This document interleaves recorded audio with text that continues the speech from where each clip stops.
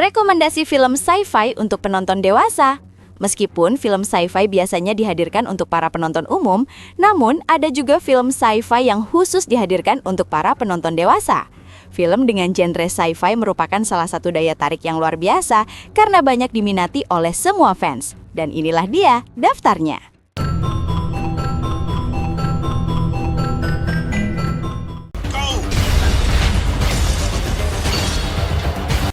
Banyak dari penggemar yang mungkin tidak sadar bahwa sebenarnya film Terminator 2 Judgment Day sebenarnya merupakan film sci-fi untuk penonton dewasa. Film karya James Cameron adalah salah satu sequel sci-fi action paling sukses dan revolusioner yang pernah dibuat. Judgment Day sendiri membawa kembali Arnold Schwarzenegger sebagai Terminator T-800, tetapi kali ini diprogram ulang untuk melindungi target masa lalunya, John Connor. Terminator 2 Judgment Day adalah film pionir dalam hal efek visual. Penggunaan teknologi Computer Generated Imagery CGI untuk menciptakan T-1000 yang dapat berubah bentuk secara mulus menjadi sebuah standar baru untuk industri film. Hal tersebut juga seolah menunjukkan potensi luar biasa dari CGI.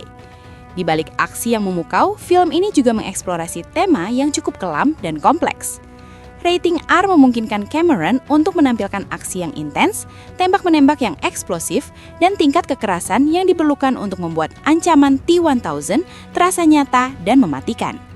Berbeda dengan banyak film action lainnya, kekerasan di film ini memiliki bobot emosional. Pada intinya, Terminator 2 bukan hanya film aksi, namun film ini menjadi sebuah langkah fenomenal untuk industri film secara keseluruhan. Film Aliens merupakan sequel dari film Alien garapan Ridley Scott. Namun, untuk sequel kali ini, filmnya digarap oleh sutradara James Cameron. Aliens melanjutkan cerita Ellen Ripley, satu-satunya yang selamat dari serangan Xenomorph di kapal Nostromo. Setelah terdampar dalam stasi selama 57 tahun, Ripley diselamatkan dan harus menghadapi kenyataan bahwa dia telah kehilangan seluruh kehidupannya, termasuk putrinya. Klaim Ripley mengenai makhluk asing yang mematikan itu diabaikan oleh Weyland-Yutani Corporation, perusahaan yang kini telah mendirikan koloni manusia Headless Hope di planet tempat pertama kali Ripley menemukan telur Xenomorph LV-426. Ketika semua komunikasi dengan koloni di LV-426 tiba-tiba terputus, pihak perusahaan dan militer meminta Ripley untuk bergabung dengan tim penyelamat untuk menyelidiki sebagai konsultan. Meskipun awalnya menolak, Ripley akhirnya setuju setelah menghadapi trauma dan dijanjikan bahwa misi itu adalah misi penghancuran. Tim Marinir yang terdiri dari tentara-tentara yang tangguh tetapi kurang pengalaman tempur Xenomorph yang sesungguhnya mendarat di koloni tersebut. Mereka dengan cepat menemukan bahwa seluruh koloni telah dibantai. Satu-satunya yang selamat adalah seorang gadis muda bernama Newt yang menjadi ikatan emosional penting bagi Ripley. Dibandingkan film Alien, bisa dikatakan bahwa Aliens jauh lebih sukses dan populer.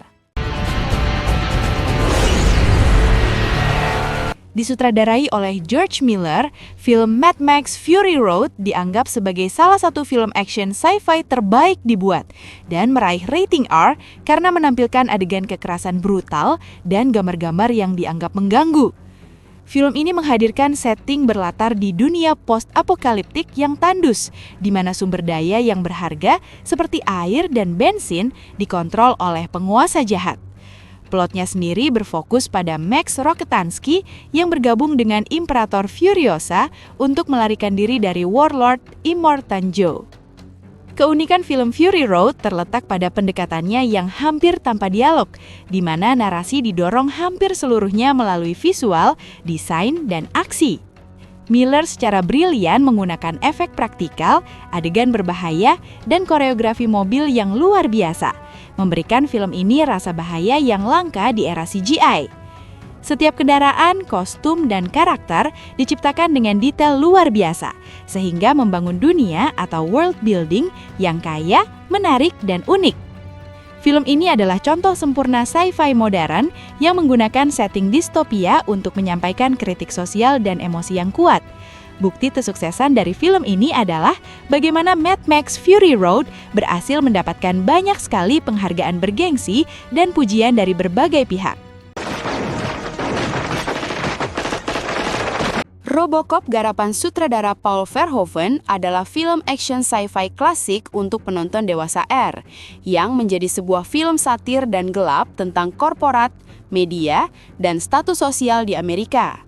Menghadirkan setting di kota Detroit yang penuh kejahatan, Robocop menghadirkan cerita tentang seorang anggota polisi bernama Alex Murphy.